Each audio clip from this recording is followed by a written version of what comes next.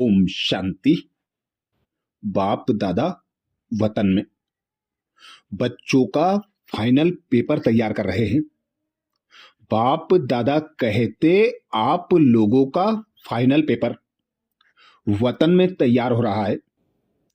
अभी बलिहार व बलि चढ़ने की तैयारी करने वाले आप बच्चे हो। समाप्ति में बलि चढ़ना है व चढ़ चुके हो। जो बलिहार हो गए उन्हों का पेपर लेंगे। इतने सभी की आज से कोई कंप्लेंट नहीं आएगी। जब हार नहीं खाएंगे तो कंप्लेंट फिर काहे की। बाप दादा कहते आवाज से परे जाना और ले जाना आता है। जब चाहे आवाज में आए और जब चाहे आवाज से परे हो जाएं। ऐसे सहज अभ्यासी बने हो। यह पाठ पक्का किया है। विजयी रत्न बने हो। किस पर विजयी बने हो? सर्व के दिलों पर विजय प्राप्त कर सकते हो। जैसे बाप दादा के इस कर्तव्य के गुण का यादगार यहां है, वैसे बाप के समान विजयी बने हो। सर्व के ऊपर विजयी बने हो। आपके ऊपर और कोई विजयी बन सकता है? ऐसी स्थिति बाप दादा कहते जो भट्टियां की है उनमें बनाई है। भट्टी से जाने के बाद प्रैक्टिकल पेपर होगा। पास विद ऑनर अर्थात संकल्प में भी फेल ना हो, ऐसे बने हो। कल समाचार सुना था कि जी हां का नारा बहुत अच्छा लगाया। ऐसी प्रतिज्ञा करने वाले पास विद ऑनर होने चाहिए। माया को चैलेंज है कि प्रतिज्ञा करने वालों का खूब प्रैक्टिकल पेपर ले। सामना करने की शक्ति सदैव अपने में कायम रखना है। जो अष्ट शक्तियां सुनाई थी वह अपने में धारण किए। ज्ञान मूर्त गुण मूर्त दोनों बने हो। माया को अच्छी तरह से सदा काल के लिए विदाई दे चले हो। अपनी स्थूल विदाई के पहले माया को विदाई देनी है। माया भी बाप दादा कहते बहुत चतुर है।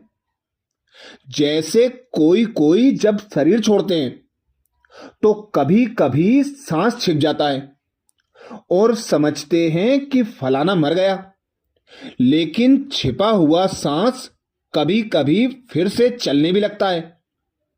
वैसे माया अपना अति सूक्ष्म रूप भी धारण करती है।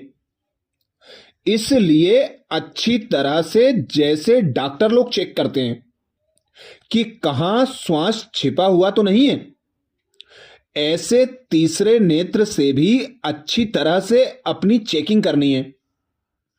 फिर कभी ऐसा बोल नहीं निकले कि इस बात का तो हमको आज ही मालूम पड़ा है। इसलिए बाप दादा पहले से ही खबरदार होशियार बना रहे हैं, क्योंकि प्रतिज्ञा की है। किस स्थान पर प्रतिज्ञा की है? किसके आगे प्रतिज्ञा की है? यह सभी बातें याद रखना है।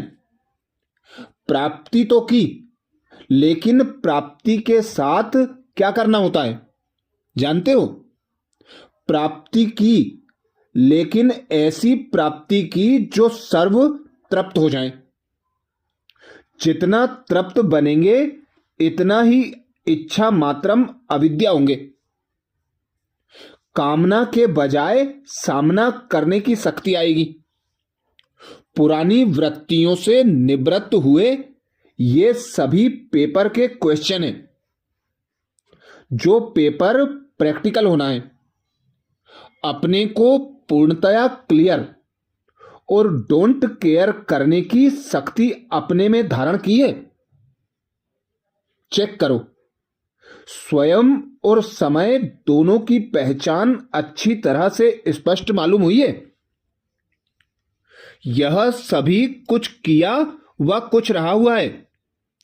जो समझते हैं सभी बातों की प्राप्ति कर तृप्त आत्मा बन पेपर हाल में जाने के लिए हिम्मतवान शक्तिवान बना हूं, उनसे बाबा कहते मन का हाथ उठाओ।